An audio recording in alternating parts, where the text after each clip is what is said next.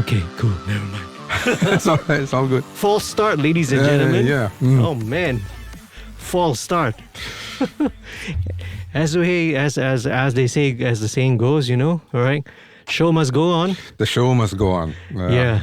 I've All heard right. that so many times before. Yeah. Okay, let me just double check. Okay, cameras running, records running. Because it has happened to me once before. I started recording. I didn't realize that camera's not rolling.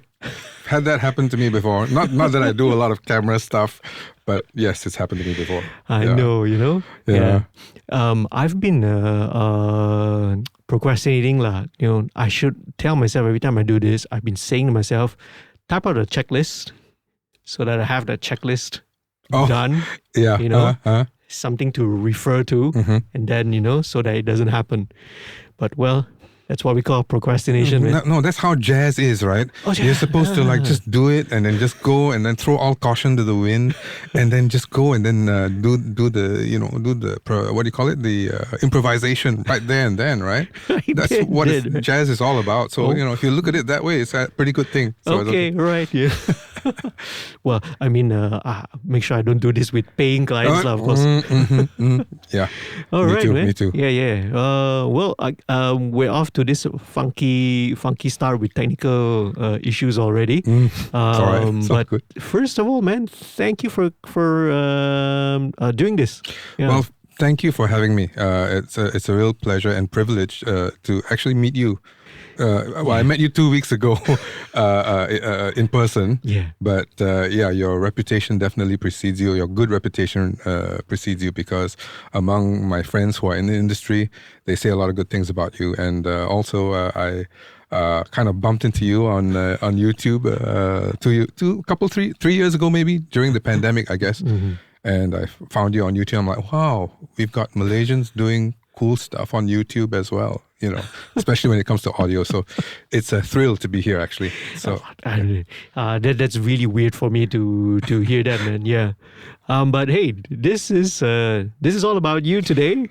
Yeah. Okay. And the purpose of this is I really enjoy, love speaking to, people who I consider to be my colleagues, comrades in music, in audio, because all too often, right, people who are like the engineers, the producers, the composers do not get to bask in the limelight. Not that we want to, not that we desire to anyway, but I feel that, a lot more credit, a little bit more, attention should be deservedly, be paid to guys like you. So, yeah. Well, thank you. I really appreciate that. So I should really appreciate this lovely basking in this light right now, right? Indeed, yeah, okay. Literally. Okay. Well, thank you. Yeah, let's start off by, telling, the listeners who you are, what you do, what got you here in the first place.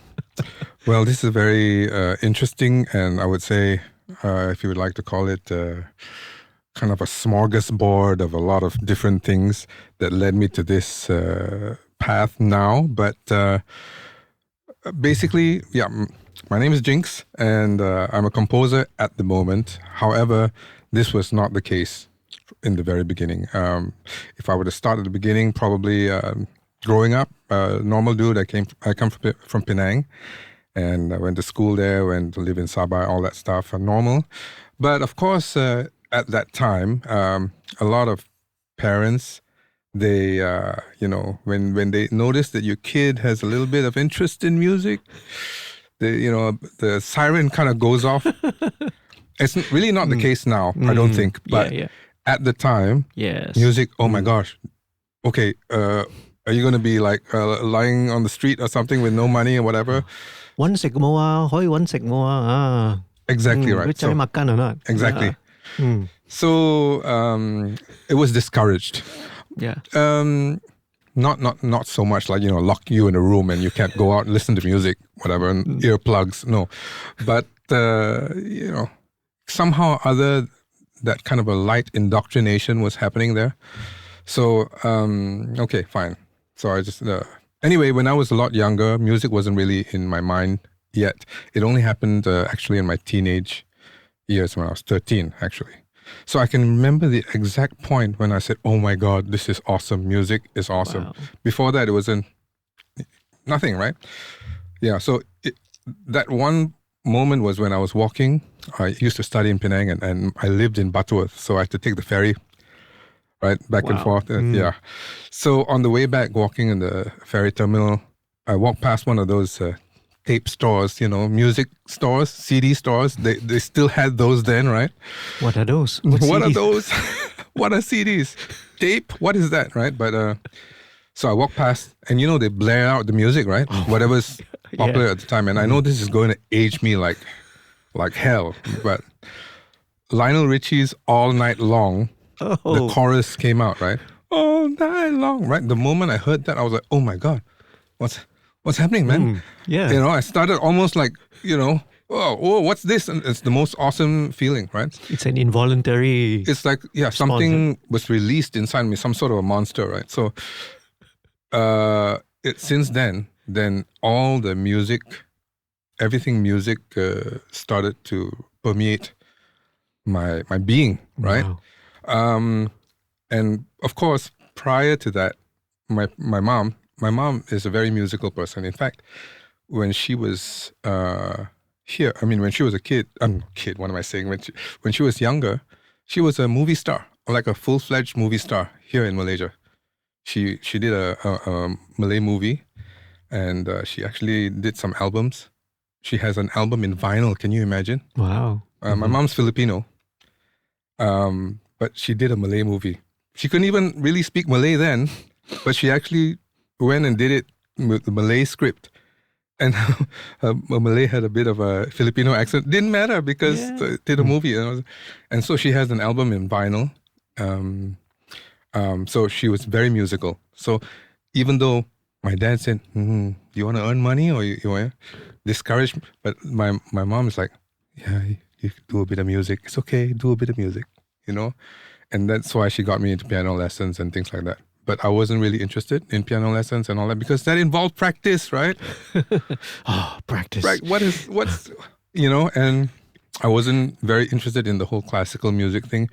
Back then everything was just classical. If you want to learn piano, it's just classical. There's no other option, right? Yeah. And so I wasn't very interested until that moment when I walked past that record store, right? And I heard the song, then everything kind of bloomed, if you want to call it that.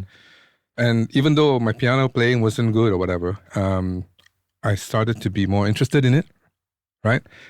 And I also discovered at the time that girls liked pop music, and any guy who's able to play the piano of that pop song at the time is going to get attention like crazy. So all of us guys, right, we would try to go to the bookstore and try to find the score of the pop songs, because at the time the scores of pop songs that wasn't out. You couldn't find it anywhere, right? You fly out of the country and you see some of these books, then they have some of the songs, right? So when we found that, we would learn the song as fast as we could, so that when we're in the company of women, like there's a piano, say in the stage of the school hall or whatever, right? Oh, there's girls there. You just go sit down there and play the song, right? Whatever was popular at the time. And so that was a thing among all the guys at the time. And then, of course, I would ask my friend, hey, do you have this? Do you have that? And then one day, my friend didn't want to lend me one of the songs that he had, right? Because I guess it's a valuable, right? Yeah. So I was like, man, that sucks, right? So I decided one day, okay, I'm just going to learn the song myself. And I did. Yeah. I found out by ear? Yeah, because somehow I could do it. Maybe it's because the promise of attention from girls was so strong that was a motivator for me. Yep. And that's your pot of gold at the end of the rainbow. Exactly. So I went and learned it, and then I did, and then since then I didn't need any of the scores anymore. And my friends like scratching his head, how are you getting all these songs? Able to play all these songs without the score, right? And yeah, that was my little I guess, victory over my friend not wanting to lend me stuff before. But yeah, so anyway, that's where I got into the whole music thing. Very cool, man. Very, very relatable. Right? Really relatable. Except that I went with the instead of something with 88 keys and all that, I went with something with 6 strings, lah. You know. Oh, we got to do a jam session or something, man. Yeah, you know, yeah. So, but I don't know. I guess maybe the girls were maybe drawn to guys like you who played the piano. Wow, more romantic. For us guitarist guys, right? My experience hanging out with my guitar friends and all that in school, not the same. Not the same response, because sometimes you think like guitarist, you know, trying to be a rock star or poser or something. I would have thought that guitar is actually quite a good, because it's you can carry the guitar with you, right? So that's why we thought, yeah. You know what I mean? You at the time, unless you had one of those portable keyboards, right? And I'm not carrying a portable keyboard wherever I go, finding oh, that's a nice, cute girl. Hey, and start serenading, you know? with my keyboard, but. You know, usually it's just a piano, right? So I would have thought that guitarists would have it, and somehow maybe guitarists have a more of a cool vibe rather than a keyboard player. I don't know. I don't know. It could be a case of, you know, grass is greener on the other side. Maybe. You know, it's like, man, judging by success rate and all that. Yeah. Wow, that's cool. Okay, I didn't know that you played the guitar. That's great. Yeah. But the interesting point that you made about, you know, when you said you started learning songs, did you like obviously you were listening to it by ear, learning by ear. Did you like ever transcribe the songs down or?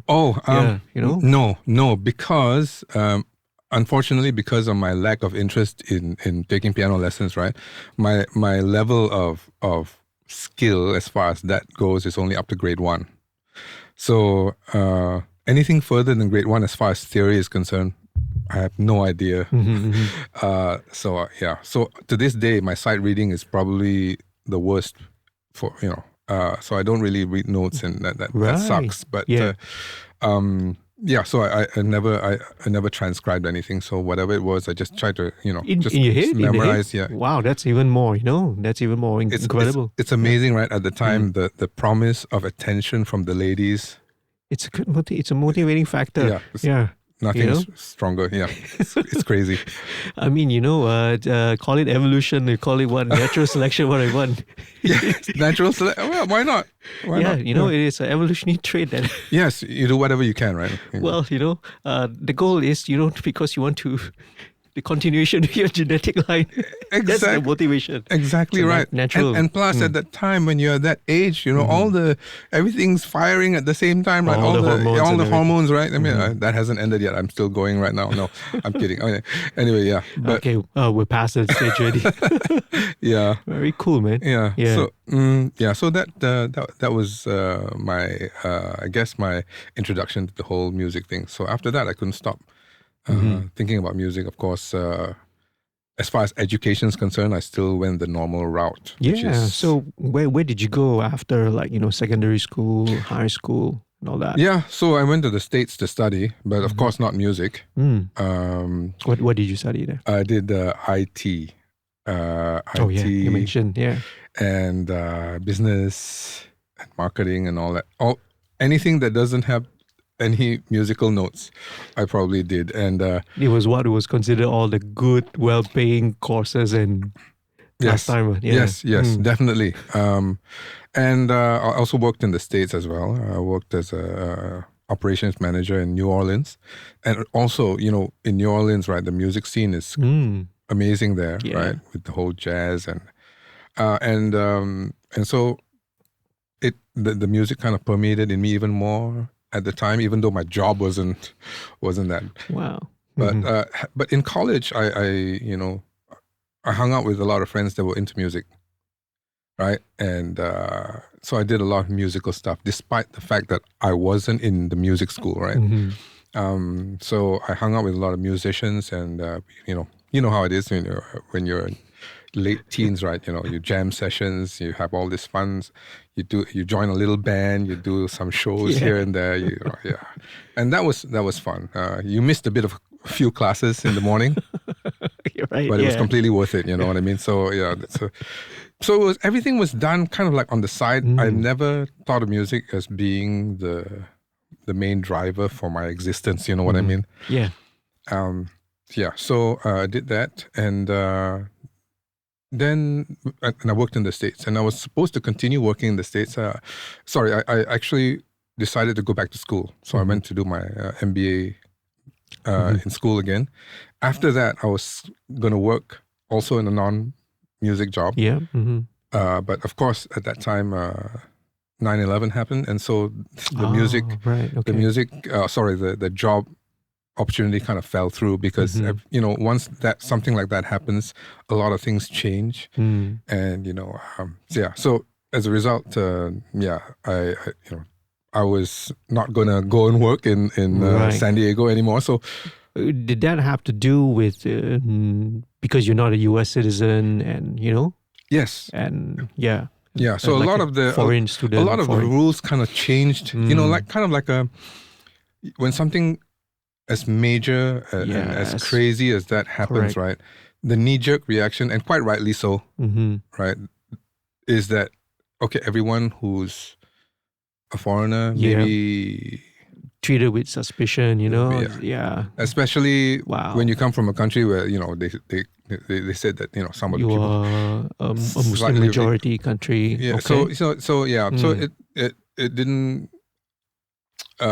So those opportunities didn't happen. So Okay. like okay, I probably will have to come back to Malaysia, right? So yeah. and that's the thing that got me back Yeah. to Malaysia, which is great because I kind of miss Malaysia as well, right? I mean, US is nice, but Malaysia, no place like home, right? So yeah, I came back, and of course, looking for a normal job. But somehow or other, when I came back, a friend of mine told me, "Hey, there's this studio looking for a composer. You do music, right?" I'm like, okay, yeah, sure. That wasn't really on my radar, of course. Why don't you just go and meet up with them, right? So, okay, and I did, and they look at my resume. I'm like, you seem to have no experience doing any of this stuff, because prior to this, I had done one commercial in the States. Yeah. One of my friends directed a commercial. He said, "Jinx, do," and I did it. Yeah. Right. So that was my only music portfolio, is thing. it? So a studio. Ad Audio is one of the Ad Audio, yeah. Shout out to Ad Audio. Yeah, shout out to Ad Audio. Yeah. Yeah, cool. You don't have that much experience. I'm like, yeah, you're right. You're absolutely right. But what they did was in fairness, they gave me a couple of videos to score. Right. Yeah. Right. So here, take this. Some commercials that they had already done. Put some music on it. Yeah. So I went back and I did that. I did 2 out of the 3, and but then the moment I was going to send the music back to them, I found out that they had already gotten a composer to fill the job. Oh. So I'm like, it's okay. It's fair play, right? I mean, I don't have any experience. Okay. It's all good. And plus, it wasn't. I wasn't thinking I was gonna do that job. I mean, after all, I was not trained in music, right? And but then, like 2 weeks later or something, I get a call, right? And it's like 8:30 in the evening. Jinx, yeah, it's us. Are you free now? Sounds suspicious, right? I'm like, are you free now? But of course, oh yeah, I'm free, man. Yeah. So come down to the studio, right? So I went to the studio, and then they explained to me, okay, we've got this job. Here's the video, and here's the director. They introduced me to the director right away. This is what he wants. Do it. I'm like, sure, let's do it. So I talked to the director. He told me what he wanted. It was not a very long bit of the commercial, and we went back and forth. And as you know, with commercials, some directors are very particular in the type of music, what they want, where it's supposed to happen, and all that. And this particular director is well known for being that kind of a director, right? Okay. So, but I still went and I did it. And about 1 a.m, we went back and forth a bit, right? 1 a.m, the job was 2 a.m, the job was done, right? Yeah. And then, so I went back home. Yeah, cool. Next morning, they said, they offered me a job the next day. Wow. Yeah. So, which is cool. I found out that the composer that they had hired had quit, or I can't remember what exactly happened, but yeah. So then and that's how I fell into the whole music thing professionally, because it's the kind of I stumbled onto. Yeah, you were literally thrown into the deep end of the the pool. The thing is, I didn't have that fear because I didn't know what to expect. I only found out later after the fact that this director was particularly tough when it comes to this sort of thing. But he was cool with me, you know. I remember I was sitting there, I just presented the thing, and he's like, okay.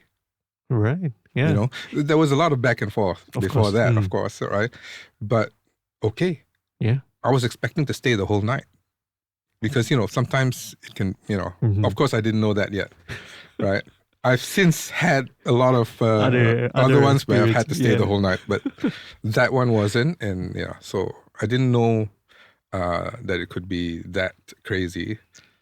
So I just fell into it. So that's that's so cool, man. That's a cool story. Okay, thanks. Very, very cool story, you know? Yeah, I wasn't looking for it, you know, and yeah, so I did that for a few years, and it was a fun time actually, because I got a chance to work with a lot of artists and a lot of talented people,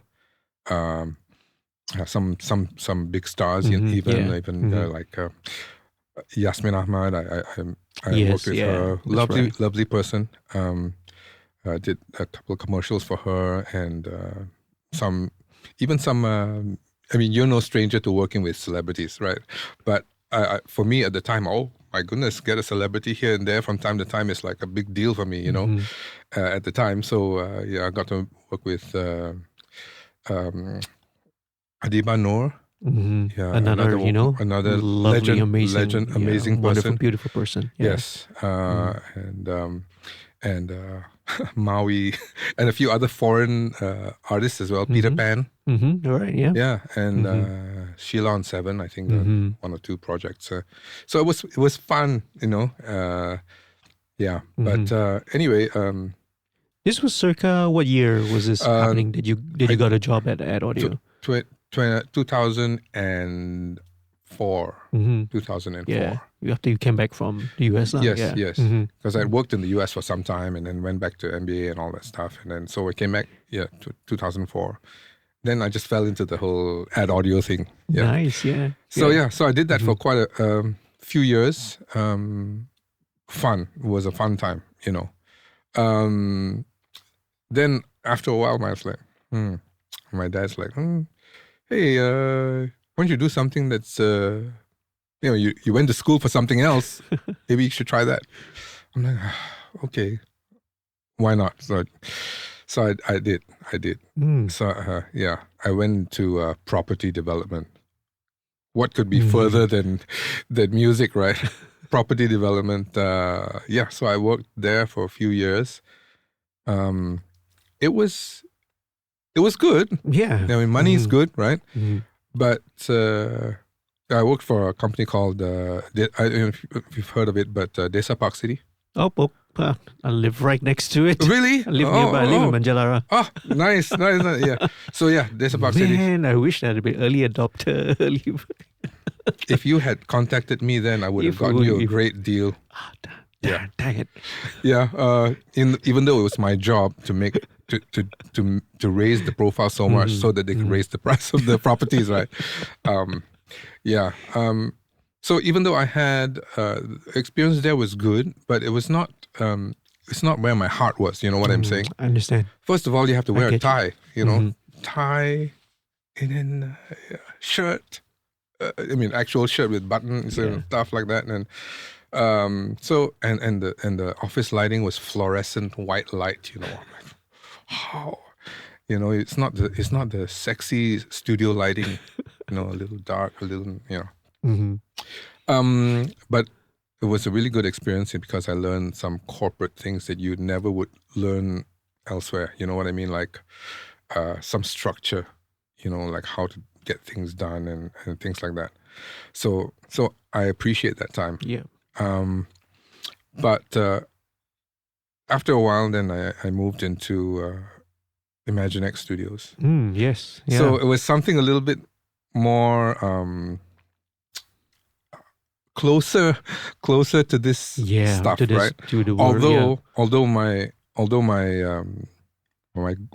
role there was not anything creative in that sense. It was more business development, right? Yep. Business development director. So my job was really to try to put deals together and try to raise the profile of the studio, especially when it comes to doing movies, because that studio was quite big in doing movies and things like long that. form stuff, right? Long form stuff. And so I was involved in a lot of getting things together, getting the audio together and getting the directors and the producers.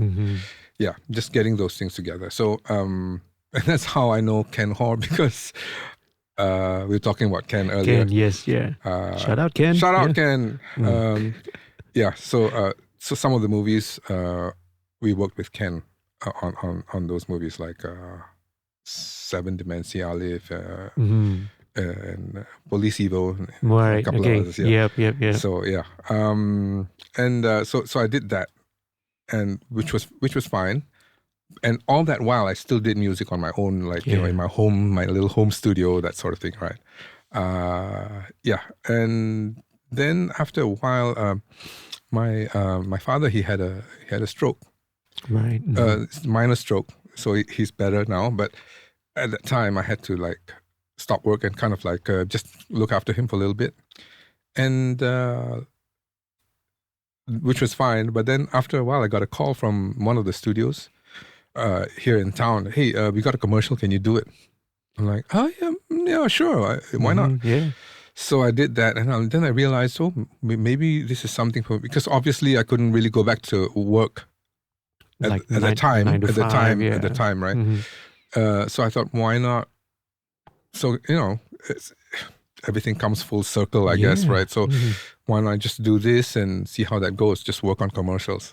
Yeah. And so I decided to do that, and I've been doing that for some time now, and that was fine.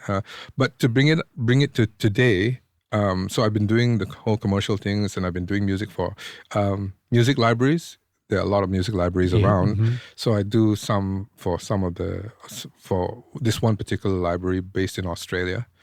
And other than that, recently, which is, when I say recently, about 1.5 years ago, I decided, hey, yeah, this is good. I'm in a good place, right? I'm back to doing music, but I want to do something even sexier, right? And that is your world, basically, which is basically working with artists. Right. Yeah. But in a songwriting sense. Yeah. Yeah. So I decided to go into the whole full songwriting thing 1.5 years ago. And that's when I met up with a couple of people like from Warner Chappell. And that's when I got into the whole songwriting thing, and then that's where I am now. So I'm just fully into songwriting for artists now, and producing for artists. I still do commercials, of course, but yeah. So that's where I'm at. Yeah, right now. That's really inspiring, man, to hear.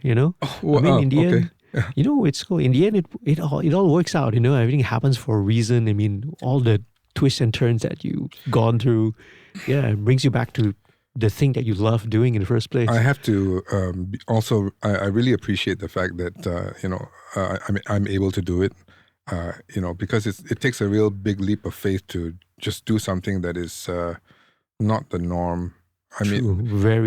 I get what you mean, man. Yes, I understand perfectly. Especially when you spend so much time doing something else, corporate, comfortable. Yes. Right? Yeah. And then going back to something where, as a freelancer, it's not a constant stream of work. It ebbs and flows, right? So you really can't tell. We know, man. I know exactly. Yeah. I think, people that I know, people who watch this can really relate to this. And I think it's really important because I think some of my audience that I really want to direct this to would actually be students, actually. Right. I try to engage a lot with students, people who just are fresh graduates who are coming out of, the music schools, audio schools, the trade schools, and getting into this really, really tough industry because it's for us because we've been in it for longer, so we are a little bit more secure in a sense. But for the younger ones coming in now, it's really tough. It's not only competitive; it's always been competitive. Yeah. But now, with so much music being put out, so much content out there, screaming and vying for attention, it's harder now for people to come out and make a living, let alone make a name for themselves. You see, So yeah. you're saying the whole, how it is. People starting out, the whole story is, the story that we've grown accustomed to hearing is like, oh yeah, when I was a student, I just joined the studio. I was just a guy that makes coffee and Yep. just helps out the engineers, like coiling the cables here and there, and then slowly they. Yep. So that doesn't apply anymore. Even that pathway is already evaporated. Even that Wow. pathway is already gone. I would say even as early as, I guess, when I kind of graduated and finished around ICOM, that was also around 2003. Yeah, when I started out. Right. Even back then, I mean, the traditional path of, let's say, in the studio world is, like you mentioned, you come in as a runner, as an intern. Yeah. You become a runner, you become the coffee maker, the delivery boy. Then one day, somebody doesn't show up, like in your case, Exactly. the composer. Are you free now? Call sick. Are you free now? Okay, you got this job. You go and handle it. There's so many stories like that. But if from speaking to a lot of even established engineers here and also out of the country, that traditional path where you eventually end up becoming a specialist, that's hard to do nowadays. So the general consensus now is that for people who are coming into this industry, unfortunately, they need to be multi-skilled, be multidisciplined already. And further to that, even further, if you are talking about someone who's an audio guy, you already need to know IT, which, hey, you got IT background, so maybe you got a heads up there. Yeah, because nowadays, a lot of systems are involved, Dante involved, audio over IP. Yes. So the very basic thing you need to know is how to set up networks, how to troubleshoot, how to set up all the different stuff. That's what employers are looking for as well. Yeah. I see. So it's really changed. It's hard to be a specialist in one thing, even though that's the dream where most people want. Oh, we want to be in the studio working with artists, musicians. Wow. So you cannot tough. really specialize in one thing anymore. You have to be tough. able. Yeah. You have to be almost like a specialist in every small little thing, right? Well, the funny thing is that, the phrase, the jack of all trades, Yes. master of all, master of none, it's unfortunately market demands, it's pushing it that way. And it's reflected also, unfortunately, in my opinion anyway, it's reflected in how the courses and it's being taught. Because let's take, for example, SAE. Sorry, I'm going into this little rant. No. Whenever I go into this, I start ranting about this subject. I'll take, for example, SAE. It used to be School of Audio Engineering. Yeah. But again, market pressures, right? I think eventually in the mid-2000s, they started introducing film and video into a School of Audio Engineering. So, students started having to learn how to work with video. Wow. Yeah. So what happens is the skills gets diluted. That's the nice way of putting it, lah. Right. Or if I want to be mean and nasty, dumbed down. Yeah. Right. And unfortunately, you are seeing that, in the way that the courses, the syllabus that's being taught now, you are taught a wide range of fields, wide range of different disciplines and areas, but the amount of mastery of each field is much more shallow. Oh, Yeah. I see. Yeah. Do you notice that in some of the interns, for example, that you see in the studios or? Oh, okay. Sorry, I gave you that Enough look. said. Enough said. Yeah, I gave you that. I gave Jinx a look over there. And then, yeah, Yes, I totally understood it. By the way, totally understood. yeah. Oh well, no, they unfortunately, yeah, that's what's happening. That is what's happening, and not to sound like the old man yelling, at the get off my lawn kind of thing, but yeah, I do see that. You're getting people who are coming out of colleges and universities who not even to say have be able to do all the stuff that we need them to do, but even the grasp of the basics, the fundamentals are really weak. Wow. Yeah, yeah. Once in a while there will be one or two who really shine. Yes. Yeah, and I've had this discussion with Ken. I had this discussion with some of my mentors as well before that, and they say it's actually like that lah. So it's only going to be one or two people who will, who will sort of stand out amongst the crowd lah. Yeah, literally become the cream that rises to the top. And with many more colleges and universities all proliferating these kind of courses now, they're pushing out more and more graduates into a job market which is so competitive and so slim already. Wow, Yeah. that's tough. That's tough. I never realized how bad that it's getting in that sense. The job market is in this industry is already quite narrow, but there's some divergence, of course. But Yep. But then, of course, you've got students that are not so specialized. Oh, it's a tough time, I guess. Yeah. So it's in a sense that actually it's not all doom and gloom. It's all it goes to show is that okay, all right,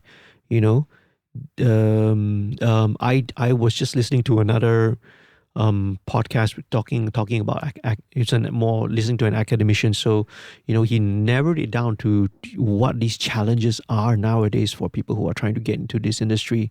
Is they need to be, first of all, they really need to do research.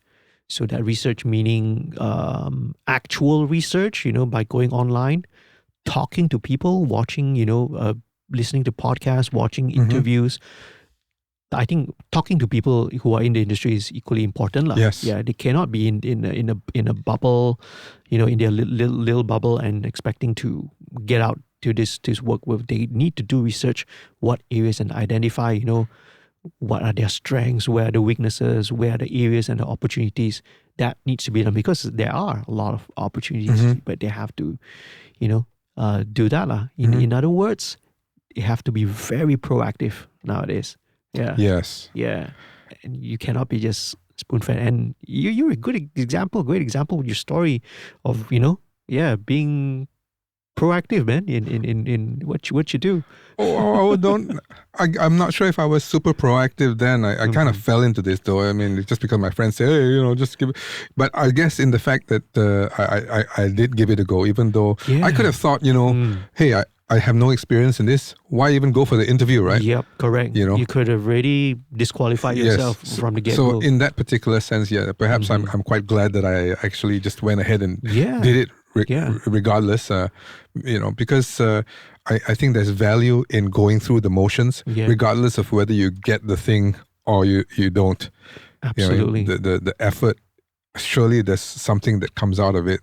Or rather, if you learn something from it, it will bode well for you in, say, the next thing that you're going to do, you know what I mean? Yeah.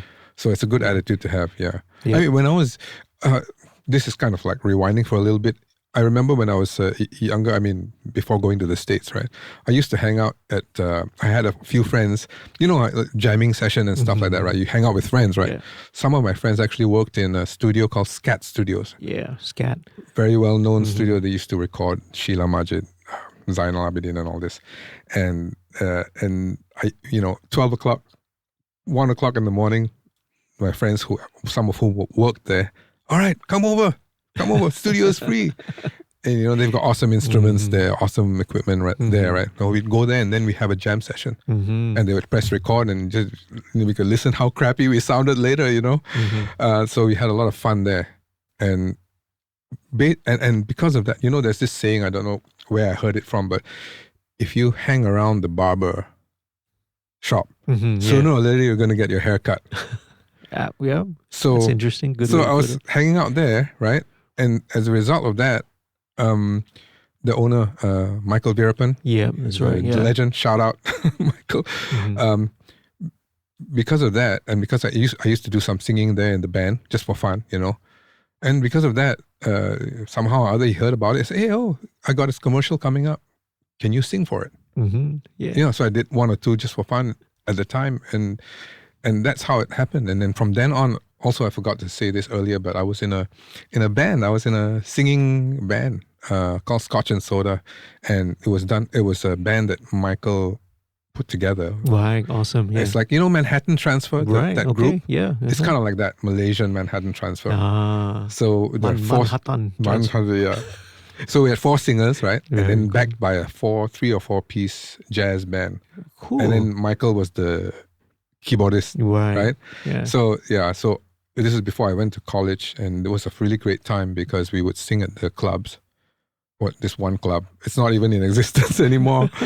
Barn Thai, right? Man, yeah, that place used to have good jazz music. Yeah. It's the one in Jalan Ampang. It's not. Oh gosh, I don't think it's. Yeah, So it was a fun time. So that was my introduction to live, performing live, which was fun. Yeah. But I don't do that now. But it's the adrenaline rush is just something else. Yeah, I mean, definitely all those experiences definitely have shaped you, it's definitely, push you and move you into this direction.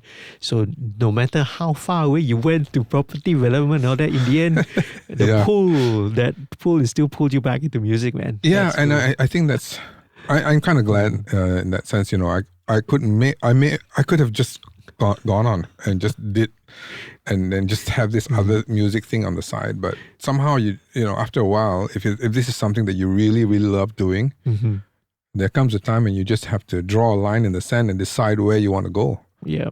Go all out and go all out on, you know what I mean? And so, and I'm glad I picked this,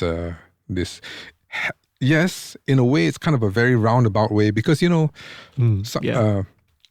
one could say that, this is a young person's business. Like, for example, all the artists, a lot of them either are young or they started out young. Yeah. And a lot of the producers that I work with now, or my peers now, are super young, This is, of course, a new thing for me, right? I mean, doing commercials is one thing. Yes, I know a lot of people in that industry, but the whole songwriting and music for artists, right? So it's a totally different group of people, really. Correct. Yep. And so I'm kind of just getting my sea legs when it comes to this now. So I'm meeting people as I go along, and I find a lot of the producers that I meet are really young. Yep, that's right. Yeah. And which is great. And I have to say, those that I've met so far have been very welcoming. Because I'm some new dude, right? It comes to this world, and they've been very welcoming and very accommodating, and I like to thank them for that. Some of the people that I've met in the course of my journey now, in this songwriting, music production for artists. All right, yeah. Absolutely. I mean, okay, that's really cool to hear, because I think, the reality is that, you and I were no spring chicken. I'm 1979. You are. I'm giving that look now. Okay, giving that look. Yeah. Oh man. Well, let's just say I was almost a teenager when I heard that Lionel Richie song. Okay. Right. So yeah. So you get an idea. I'm old enough to be some of these guys' parents, or exactly, or father, exactly. or even, dare I say, grandfather? No. No. But yes, yeah. So in that respect, I'm a little bit of an outlier. Yeah. That's very, very true. Definitely some of the artists that we work with nowadays, they're young. They're Yeah. they're super young, and some even the songwriters and stuff like that. They are young as well. And I mean, it's great that thankfully, in your experience, it's great that they have been welcoming, in Yes. other words, being open minded, because I don't know, it's been a mixed bag sometimes. I Oh, see. has that been Yeah, your at experience? least when I've seen it lah. Maybe it's a different culture thing in Australia or Malaysia. Maybe it's different. Oh. Maybe it's in the way that it's being inculcated and developed. Because sometimes I think when there's maybe too great a gap, and then somebody's just plucked on who is in this generation and from Mm-hmm, an mm-hmm. old generation, Yes, and you yes. just put them together. Sometimes there's just too great a gap that just can't be bridged given the very short Yeah, time lah. yeah, Yeah. yeah. Mm. It's like Mm. it's a big gap, kind of like the whole generation gap thing. Like some when you're a kid, like, oh man, my parents don't understand me. Yeah. Whatever. It's kind of like that, right? Yeah. And then, oh, music in my day used to be the Yes, best, kind of thing. exactly, Yeah. exactly Hmm. right. Yeah. And that's another thing also that I actually make it a point to listen to as many different types of music as possible, 100%, man. including the top 10, Yeah, top 40. 100%, man. Yeah, Mm-hmm. and all of that. In fact, it's a really fun thing Mm-hmm. that I have a few nieces that are Mm-hmm. Generation Alpha, and when they say, "Oh, I like this band," and I Mm-hmm. actually tell them, "Yeah, man, I like them because of this." I'm like, Yeah. they can't. Their eyes actually go like, "How are you having this conversation with me?" Mm-hmm. Like, because they wouldn't expect somebody Yeah. of my age, Uncle Jinx, to. You know, That's actually been a fun thing that's been, happening recently the past couple of years. uh-huh. I think it's thanks actually to, Netflix TV series on Netflix. It's actually been thanks to TikTok and some of these short form Yes, stuff, right. which have been using a lot of this old music. Yeah. My kid comes up to me and knows Tears for Fears, Oh, yes. because it was a trending, Yes. TikTok song, everybody rules the world.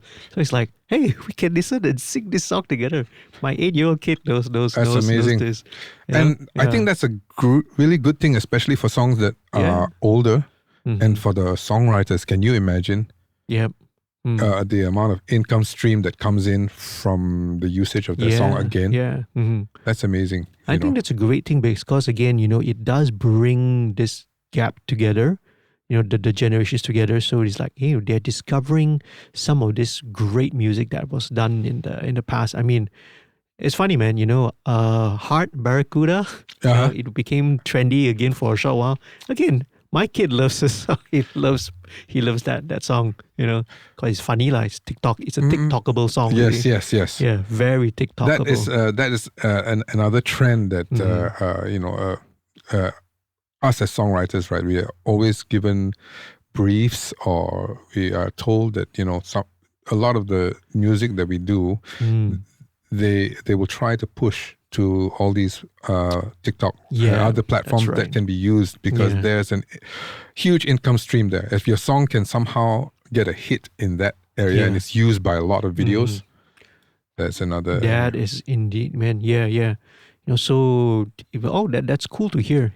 Because even in my side, when some of the newer projects that we've been working on, especially for the more label clients, Mhm, right? mhm. Yeah, that has been the angle actually. It's like the way me and my writing partners we do. It's like we have to approach it like every section. The verse also, your 30-second verse also got to be TikTokable. Your Wow. pre-chorus has to be TikTokable. So every section can be, if you know how to chop it up properly, Mhm, mhm. Yeah. So these kind of things that Looks like we're going to Good have tips. this conversation Afterwards. off camera. Yeah, otherwise we'll be ruining all these trade secrets, man. Oh, yeah. No, lah, it's not Yeah, secret. yeah. lah. No, it's not a secret. But Everyone knows it. oh yeah, I'd love to talk to you more about that because that's something that really interests me, and I mean just basically the whole ecosystem of this sort of thing. Yeah, it's been a shift and a change, because not just myself. I mean, I also work with two of my bandmates who are the studio partners as well. My DJ and my bassist AJ. All awesome. of us are producers and writers and in our own right. So having all of us having kids now also gave us a very different it's like insight. a window exactly to what is. Yeah, having young kids, gives us an insight into what are they listening to, and their listening habits are actually really much more mature. I mean, I remember as young as, a few years ago when my kid was like 5 years old, we were listening to radio, listening to hits, right? Hits.fm, right? Hits.fm, okay? Shout out. And I had no idea what song that was playing. He was humming to all the songs that were on hits, and I had no idea what the songs were. Right. And he was saying like, "Oh, this is my favorite song." It's like, how did you know this song? If I still don't know, don't know what the song is. Yeah, so it's very different. The way that music has really permeated the ears of young people. I think it's because the channels. There's so many channels in which you can get the music now, right? Back then it's just either the radio. Right, Top 40, BBC, whatever they have those shows right every Thursday or whatever, and maybe sometimes on TV, but mostly radio, or maybe if you walk past the record store, right? But that's basically it, right? Right now, though, if you've got a phone or anywhere, I mean, the song just hits you from everywhere, right? Yeah, but I think it's a little interesting. Again, no expert in this.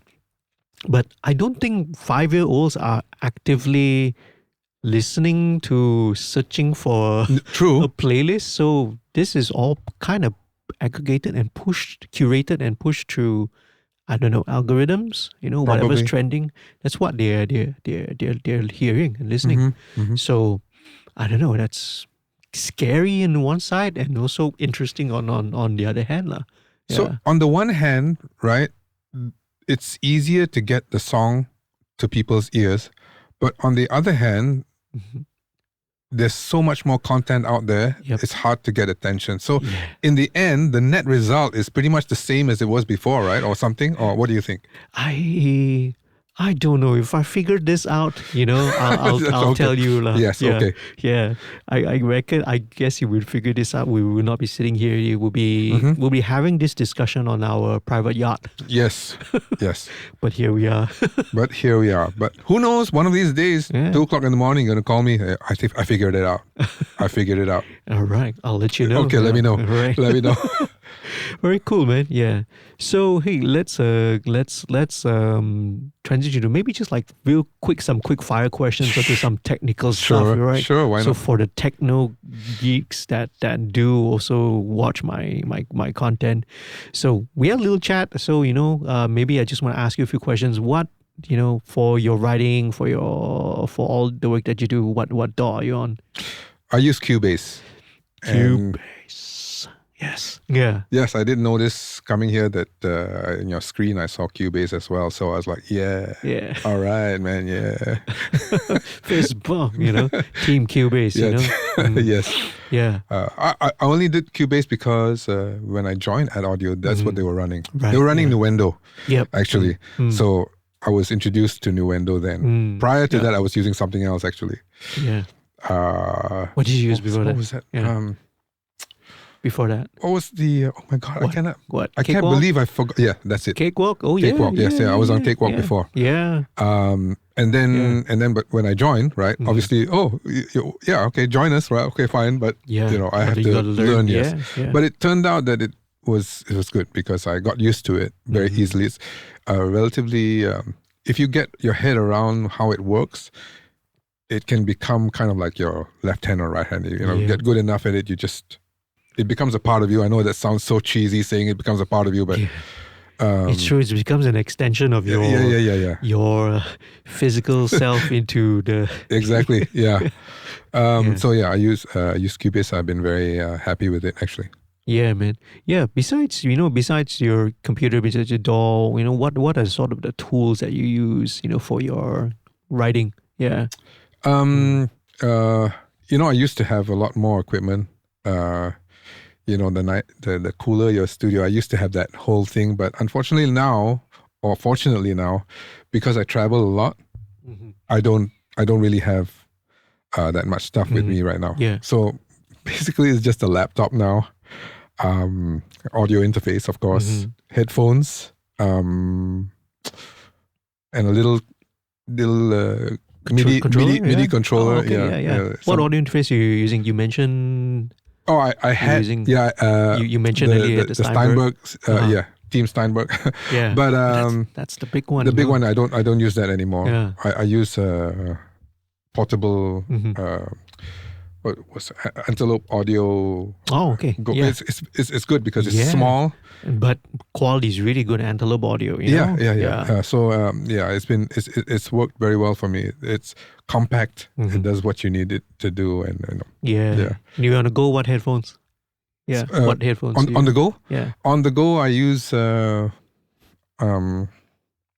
I need to have the close back. I have a what was that? Oh my god, the name escapes me. I have open back headphones as well, but I leave that at the studio mostly. Right. Okay. Oh wait, I do take that with me. I have a Neumann. Open back. Okay. Right. Yeah. Yeah. So that's what I use for. I can't remember the other one. My close back. I can't remember. I feel so bad. It's the one that's used biodynamic. Okay. That's the close back that I have. The DT 770. 770. Right. Yeah. And then the open backs are the nice. Neumanns. Yeah. Nice. Nice. Yeah. Yeah. So that's all I use now because I travel a lot. But at home, I have monitor speakers and stuff like that. But for mainly the songwriting is mainly the laptop. That's the most important thing, and fast hard drives, of course. Yeah. External hard drives? Yes. I have external. Yeah. Right. And I don't want to plug a specific brand, but there's this one hard drive enclosure which I think is awesome called Zyke. Have you heard of it? Zike. Zike. Zike. Okay, right. I've heard of it, but haven't. Yeah, it's an enclosure. You have to still get the SSD yourself, and then you put it in this enclosure. But the enclosure, it outputs 40 gigabits. Right. Okay. Like it's pure. When you plug it into the Thunderbolt 3 or beyond, it actually gives you that sort of thing. So when you have contact and you open your project, it loads really fast. So that's been very helpful to me. Yeah. So when you run all your VST sample libraries also off the external? External, yeah. Yeah. Man, I'm still stuck to internal hard drives. Of course, internal is fine. It's, it's good, it's fast. But the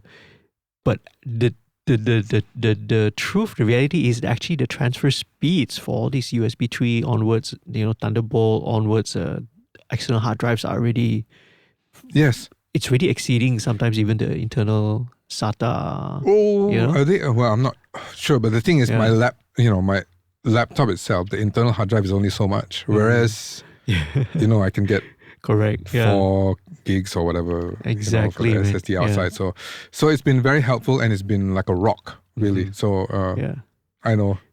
I just got it recently, so that's why I'm still singing its praises.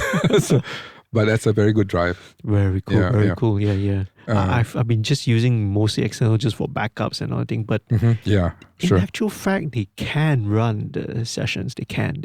It is possible. Yeah. They can.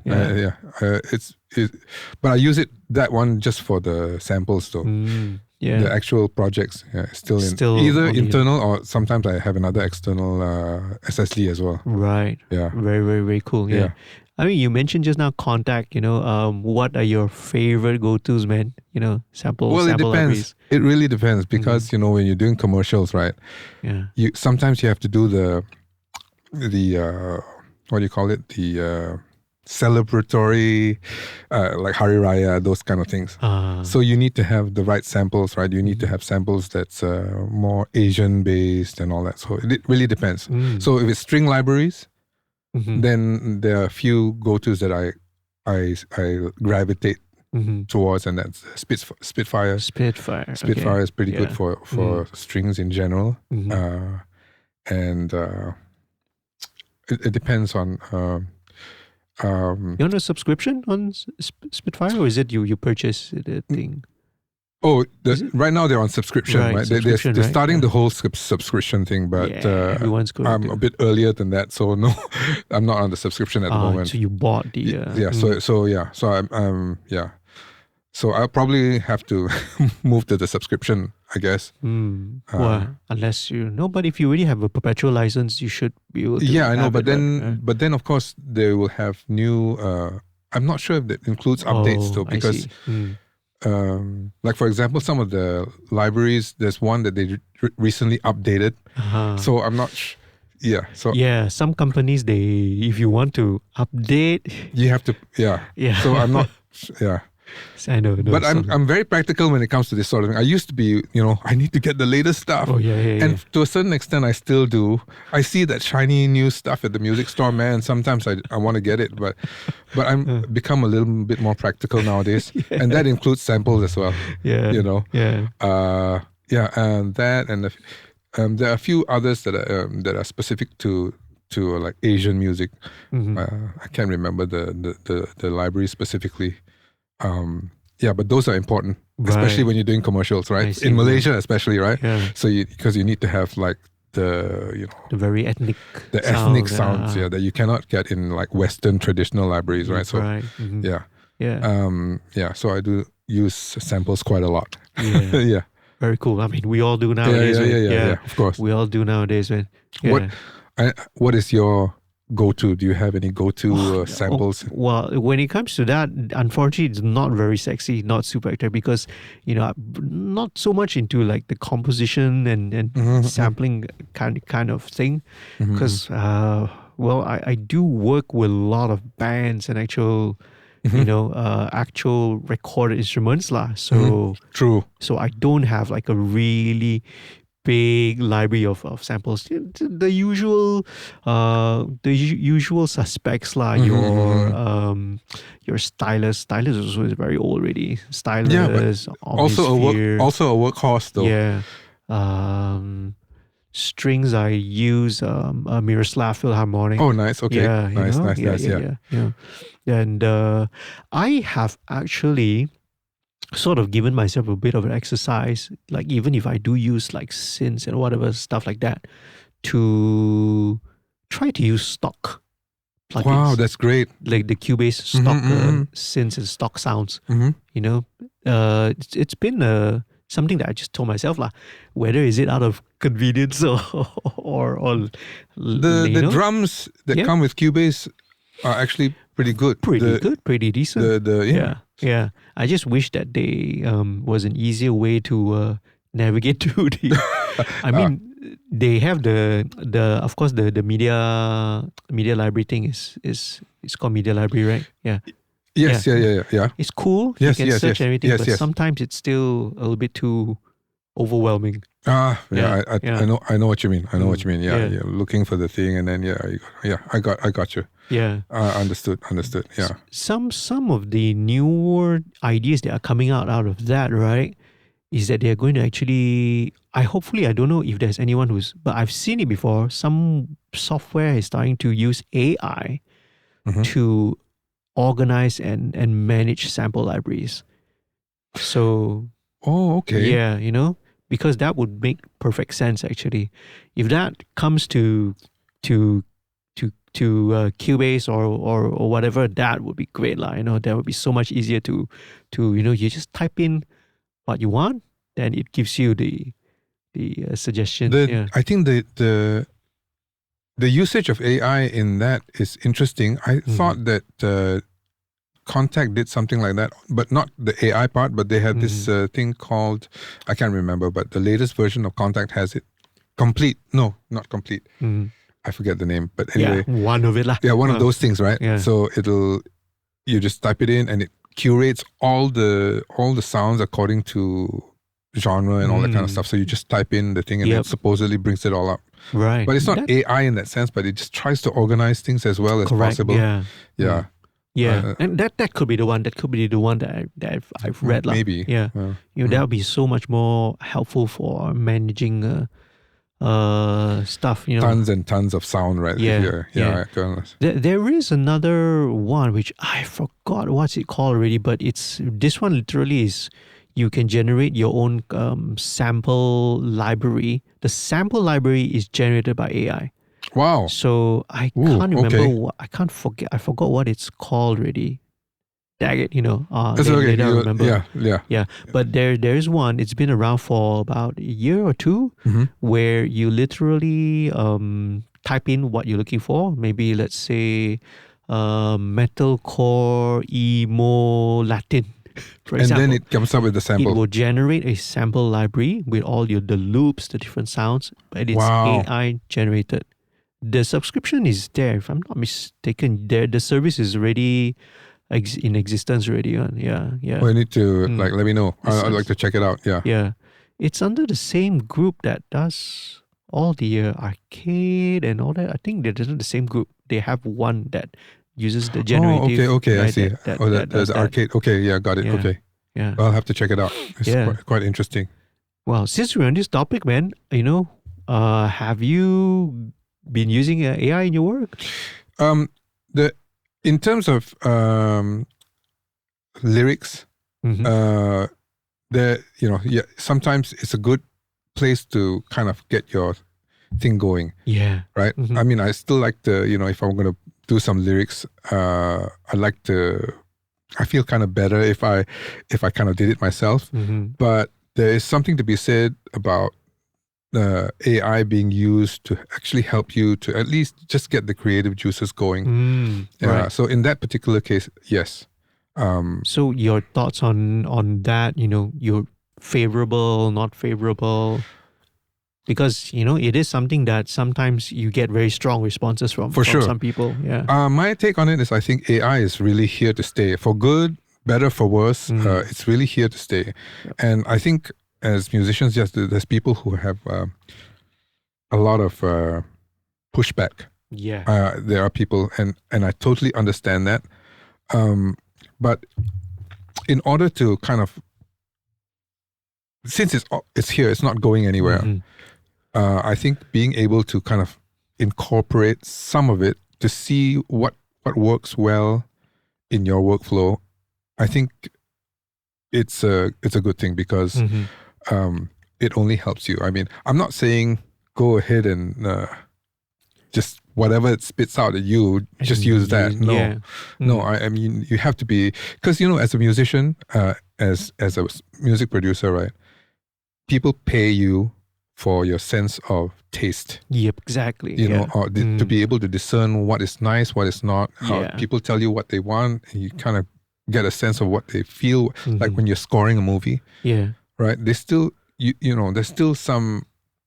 They need your personality to be involved in order, correct, all the things that you've learned in your life. Yeah, you get David Foster because you want David Foster's touch. Exactly, you want, exactly. Hans Zimmer because you want Hans Zimmer's touch on it. Exactly, yes. But with AI being here, using it for just a little bit, like just to get some ideas, and then you take it from there, and then you still massage, you just still adjust the lyrics to be your own. Yep. I think for better or worse, it's here.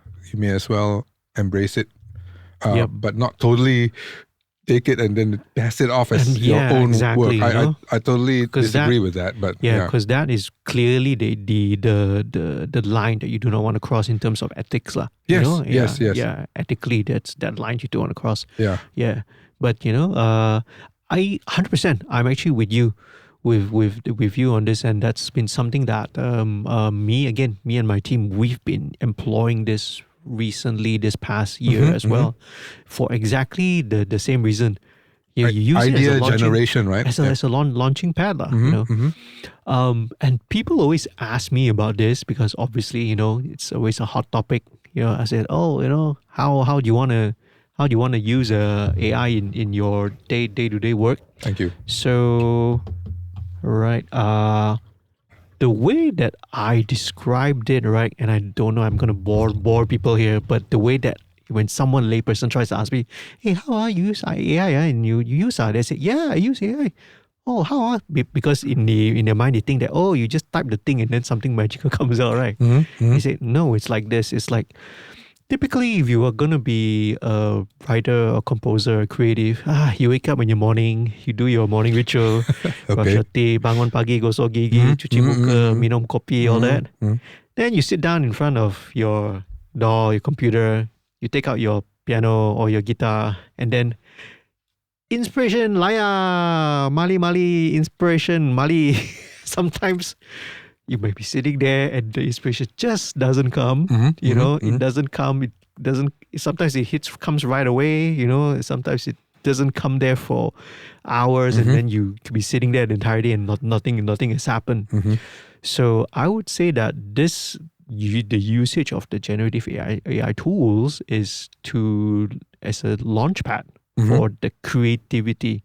Yes. Because you sort of know what you want to do, right? Then just type in the prompt, blah blah blah, and then it spits out usually a couple of options. Yes. You can still tweak it further you want. But from there, that's where it will use whatever's been spit out as a trigger for the human creativity, you see.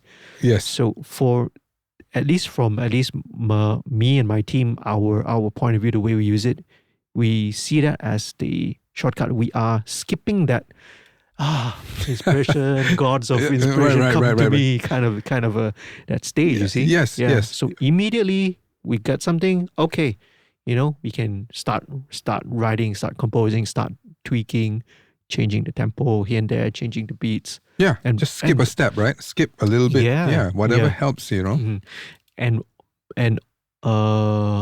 almost 100% of the time, it has to be tweaked one. Because it still doesn't, it still cannot sound like a human. It still sounds robotic. Exactly. Yeah.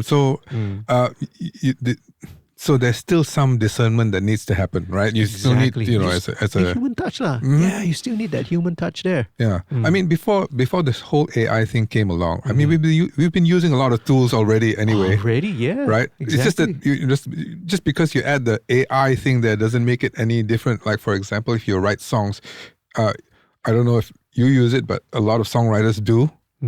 Rhyme Zone, right? This website. Yeah. Like, okay. Before this used to be rhyming dictionaries. Rhyming dictionary, right? Or either that, if you didn't even have that, you're just like, okay, what rhymes with time, lime, Yeah. you search your brain, right? But now, at least with this sort of thing, at least that speeds it up. Yeah. Speeds up the songwriting process, right? Yeah. So, we've been using tools. So just use it as one a tool. shape or one form or another. Yeah, exactly. But don't use it like so much and then pass it off as your own. I think maybe that's. Okay. I know it's a very fine line though. It's a very fine line, but as long as you know where you stand, I think it's okay. Yeah, and most people, like talking to you, and most of the creatives that I know have generally been favorable. I just don't know why. Sometimes I don't know. Maybe it could be how media and how online websites, they love to twist that narrative to make it sound very, super controversial. Most people that I know are very cool about it. Have you met anyone who's not though? Yeah, there have been one or two, but they tend to be a little bit older generation. You mean like me? No. Okay. When I say older generation, means even beyond that. Okay. Yeah. So they tend to be that, and to be critical about it. But sometimes it's because maybe they haven't tried it. Yes, I think so. It's fear, right? Fear is a bit of fear of the unknown. Of the unknown, right? Yeah, it's always a thing. So you try it and then see that, hey, it's not really threatening my job or anyway but on the flip side, it's actually enabling me to do even more. Exactly. Yeah. Yes. So instead of wasting, I could probably work on 2 or 3 songs and get much more done in a day. To be so much more productive. So it's just like it's just a mindset sort of thing that needs Yeah. to happen, right? I Yep, mean, it yep, can yep, be yep. such a boon if you just use it to help you in your job, right? In your work. Yeah. Absolutely. Awesome, man. Cool. Yeah, I'm really, really glad to be able to get your insights on that as well. Oh yeah, well, I've never really thought about it from that point of view. So it's a very interesting question, actually. Yeah, but yeah, Yeah. I'm totally on board with it, actually. Exactly, man. As they say, you open Pandora's box already. You cannot close it You can, back. yeah, it can be closed. It's already out there. You know, Are you going to be, be someone out there and said, I'll never use AI. I'll never use it. But actually, like you said, you've already been using AI in so many other areas. Yeah. Right. The whole AI thing now has become the buzzword, right? But the whole AI concept has been there for a long time, right? Yeah. I mean, even when I was in school, they were talking AI already. Can you imagine how long ago? I mean, actually, it was actually mentioned in AI. The term AI was used then, you know. Yeah. It's just that now it's come into the mainstream because of ChatGPT and maybe a few others, right? Yeah. Yeah. Yeah.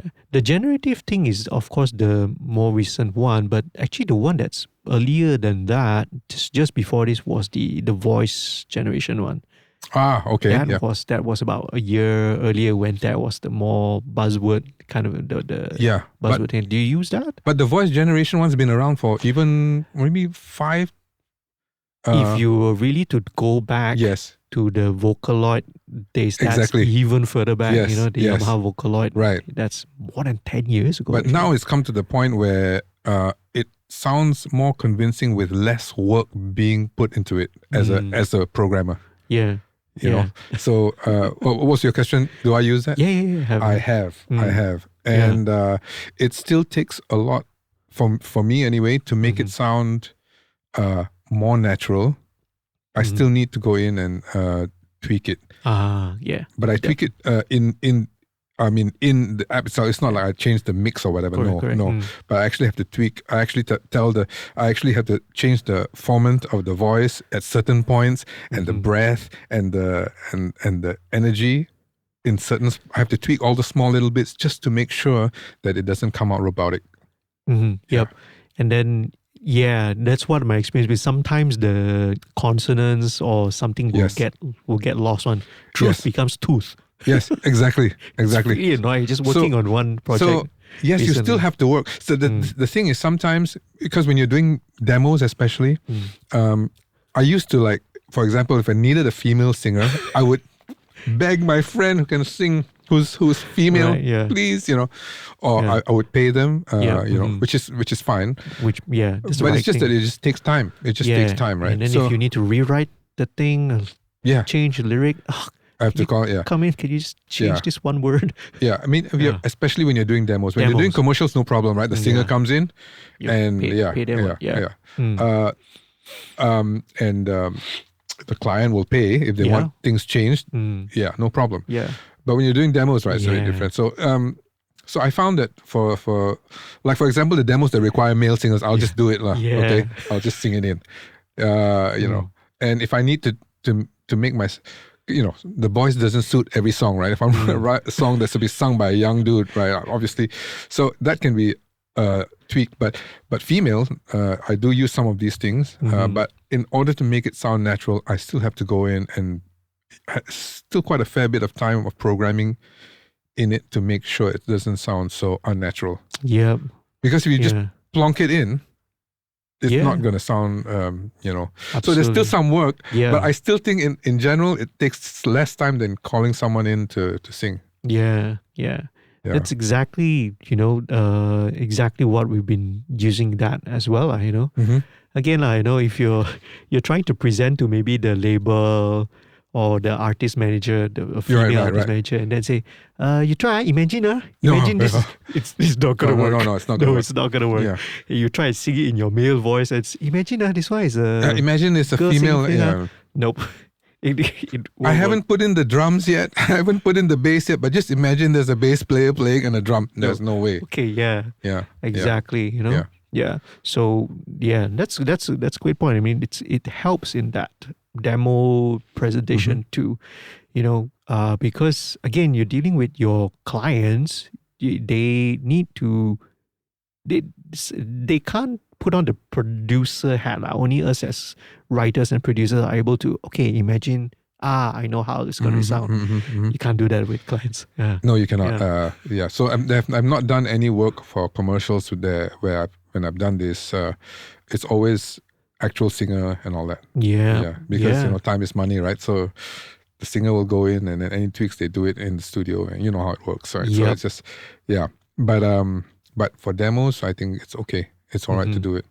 Yeah. But there's still some work involved. Yeah. Absolutely, man. Yeah. And again, it's things that you need to, that's younger guys need to hear this, like younger guys and girls need to hear this. You need to, especially in this day and age, your demos need to be really, really good nowadays in order to stand a chance of it being picked up, man. Yeah. Yes. I mean, the A&R guy from Warner Chappell told me this himself, shout out, Senna. But he said that, try to make it as finished as possible. Absolutely. Yeah. That has to be the realization now. It's not good enough, at least when you're trying to present to maybe labels or artists. It's not good enough to be just the jang, and all that, Yeah. I have heard though that this is from another songwriter friend that I've met who writes for the Chinese market.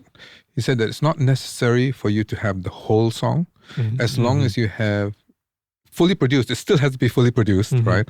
But as long as you have the verse and the chorus done nicely, it can just be verse and chorus and that's it. Right, yeah. And try to get to the meat of the song immediately. So don't have an overly long introduction. Yeah. That can be done later when your song has been bought. Yes. Then they extend however long you want for the introduction is fine. But get into at least the verse as soon as possible. Yep. That's what I've been advised. Yeah, exactly, man. There's a time and place for everything. There will be a time and place for you to, to elaborate and expound on whatever your creation that you want to be. There's a place for it later, but at the point where you are trying to pitch your song, you're trying to sell your song to an artist or a label or publishing company to pick it up. Yeah. Don't bore us, get to the chorus kind of thing. And that's where the training, I think, if you can call it that, the training that I got working in commercials helps because, in commercials, right, when you do this, they're not your mom, okay? The clients are not your mom. Yeah. Your mom's going to say, oh my God, that's lovely. That's the best song I've ever heard, right? Yeah. Clients are not your mom. So they're going to tell you what they really feel. Yep. Yeah. And there have been times before, thankfully less than more for me. Yes. They have said, no, I don't like this. Yeah. Rework it. Let's do something else. Yeah.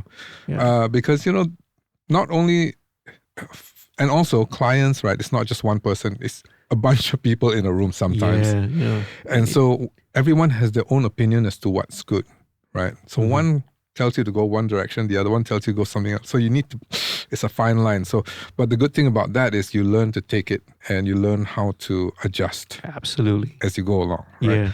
So, and you learn to not be precious with your work. If you're doing commercials, I think that's the one big advice is don't be precious with your work because there's going to be changes. Almost 110% is going to be changes to the first draft that you put. And in the whole time I've done commercials, right? I've only two, maybe one or two that the clients have heard it one time and said, okay. Proof, right. Yeah. Most of the time it's like, they change this, change that, change everything, Yeah. So. Absolutely, man. And it's good. It's good for people to hear this because that's the reality of the work that we do. In the end, I mean, the customer is right. We are in the end a service provider. In the end, we are providing them with their product that they want. Yeah. Exactly. Yeah. Of course, if you're writing music for your own album, your own EP, then that's a different story altogether. What? I've got a question for you. When do you decide when the song is done? When? when I decide when the song is done. When do you decide? For example, Uh-huh. let's say it's a demo that you're doing, or let's say it's your own song. For example, Mhm. when do you decide that it's done?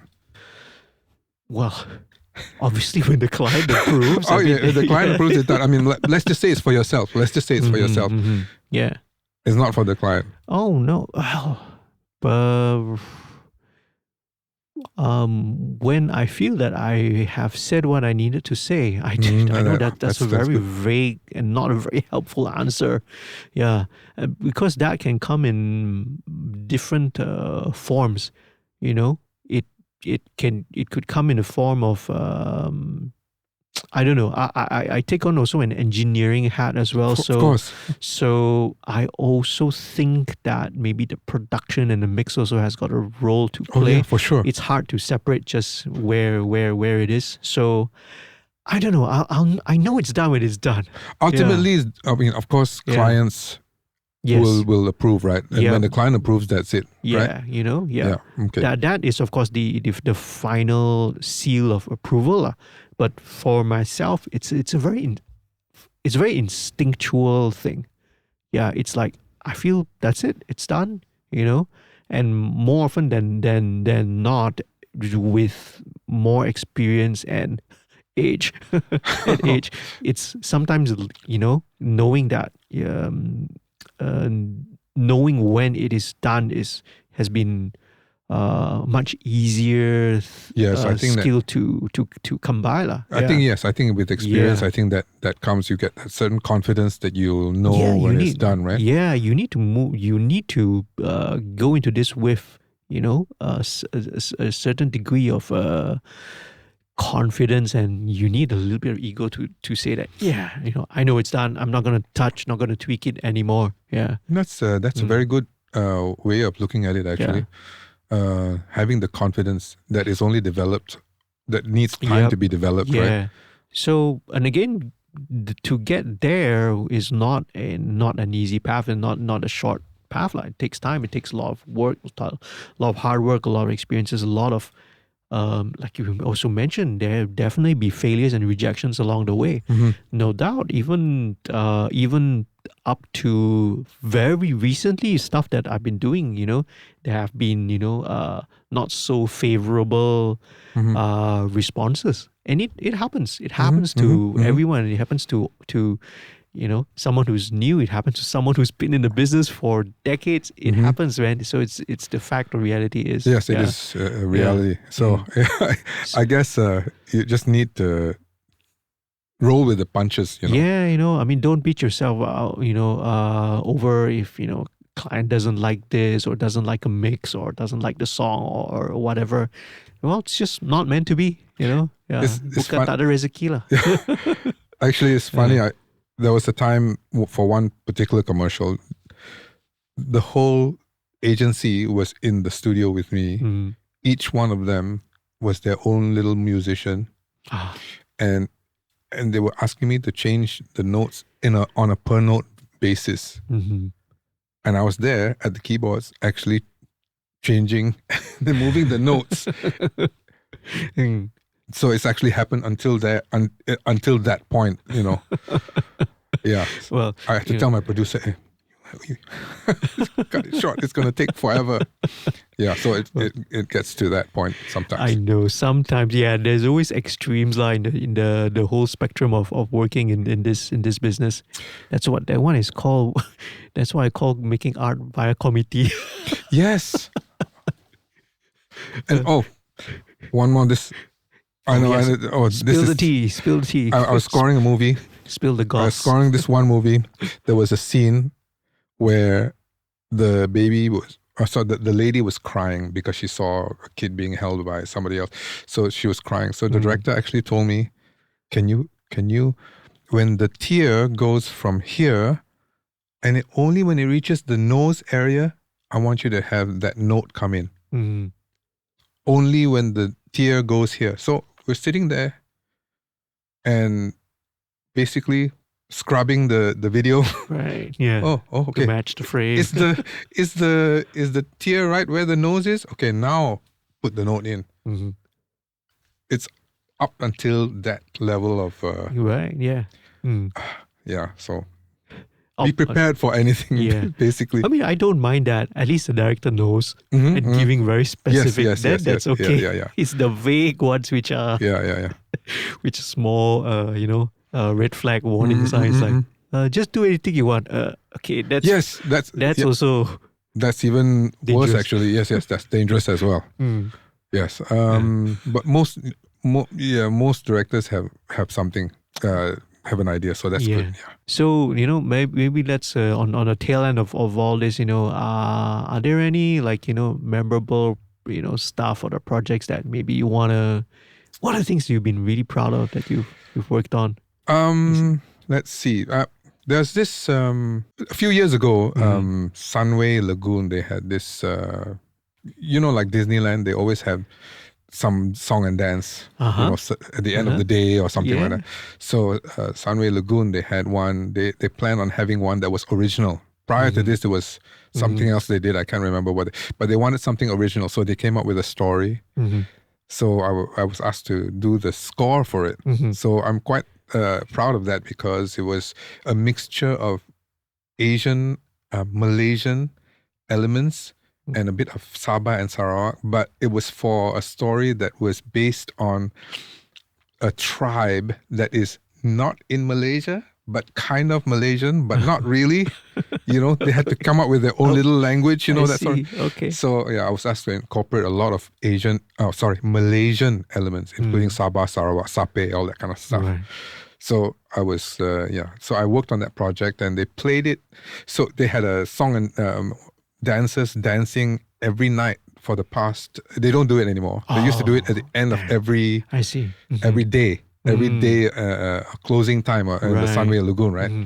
Like a stage show. And then it ended up with the volcano. There's a volcano, like a Man, yeah, volcano they don't thing, right? do it anymore. I Yeah, think. so they would end it with the whole volcano shooting fire and all that. Mm-hmm. So yeah, so I did the score for that, and I'm quite proud of that because it was a lot of fun working with dancers. We got all the dancers from Sunway to come to the studio and sing this made up language that they came up with, sing to the music that I did, and it was a lot of fun. So that's Very. I'm proud of that, and maybe another one that I kind of am partial to. Of course, you love all the music that you do, right? For every commercial, right? But no, one that I particularly like is one 3 years ago, whatever, for Hari Raya. They wanted a song. Like a full song, to encapsulate that feeling of how Hari Raya ads are all very heartfelt, that sort of thing. So they wanted something, and they wanted it to sound as if it was done by some Indonesian dude. I mean, Indonesian band, okay? Right.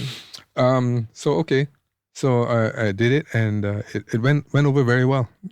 I sang it, and I tried to make it sound like I'm from Indonesia.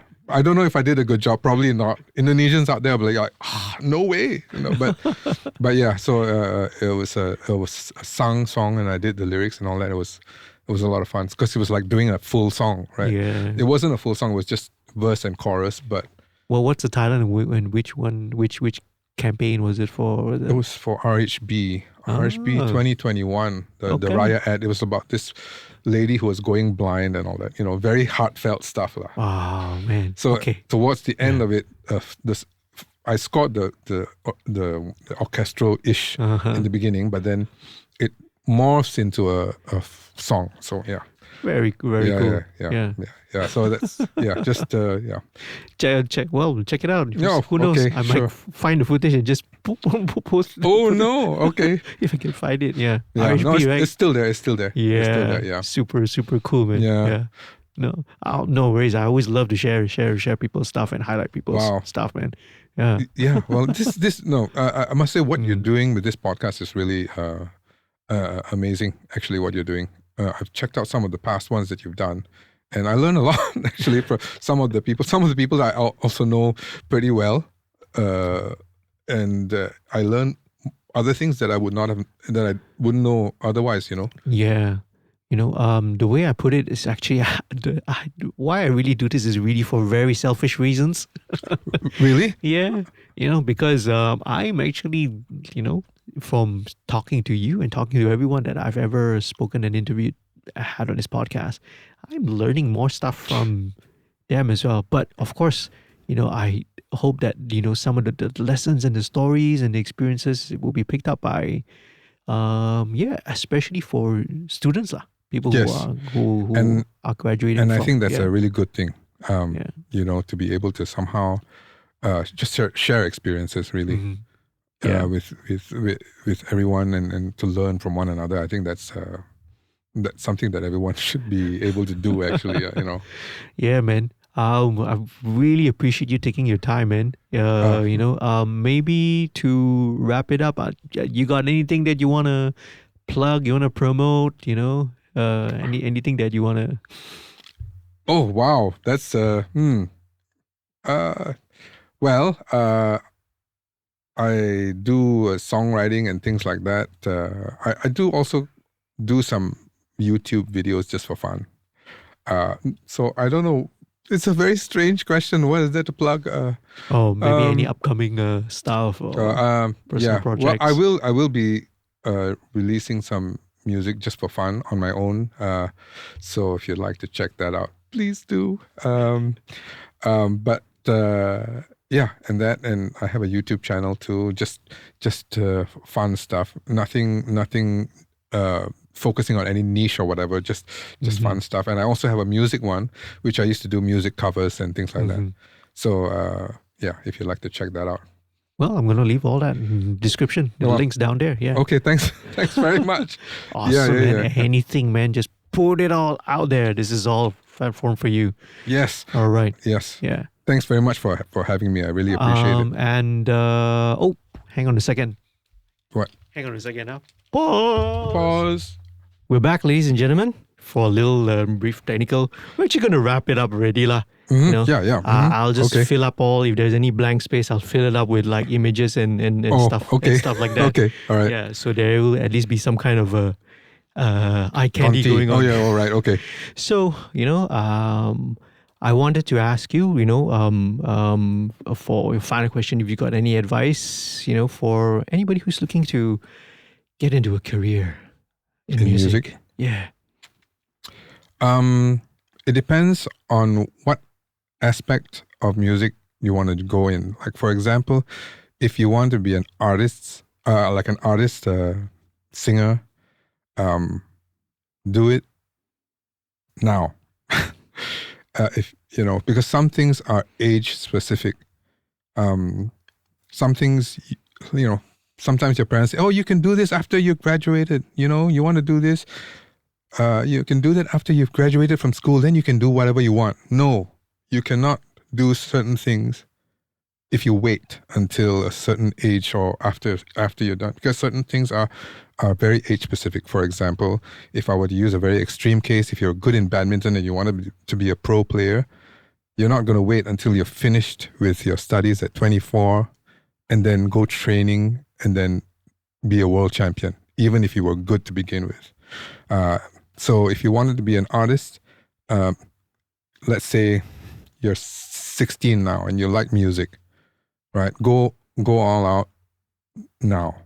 I'm not saying quit school now, of course, but be more focused in music, more than you normally would. Of course, still continue your studies and focus on that too, but do more of that. Do more activities that bring you closer to your goal of becoming an artist now when you're younger, because some things are age specific. And so for example, if you want to do engineering, music, audio engineering, then you can go the normal school route and all that stuff. That's fine. But yeah, it really depends on what you want to do. But yeah, if you want to be an artist, do it as early as possible. Awesome. Yeah, that's really, really, really cool. Really cool advice there. Yeah. Well, I because coming from a guy who's gone this kind of route back and forth to come back to music. So how do people reach you? Yeah, I have a website. JinxChin.com. All right. And I'll give you my phone number. Oh no, I'm kidding. Social media, not that. Yes. Also Jinx Chin on in Instagram. Everything will be down in the description lah below. Yeah, Okay. I'll check it out. Thanks, Jinx, Hey, for doing hey, this. thanks very much. Really appreciate it. No, It's been I awesome. appreciate it. You're asking me out to do this. It's quite an amazing experience. I've not really done a podcast before, I have to say. Oh, well, you can have me fooled, man. It sounds like you're seasoned pro. Because when you see some dude that's a bit on the older side, you'll kind of assume that he's experienced. But no, it's a thrill. Really, it's a thrill. Yeah. Thank you for having me. Yeah. Thank you, man. Thanks so much. All right. Bye, folks. Bye-bye.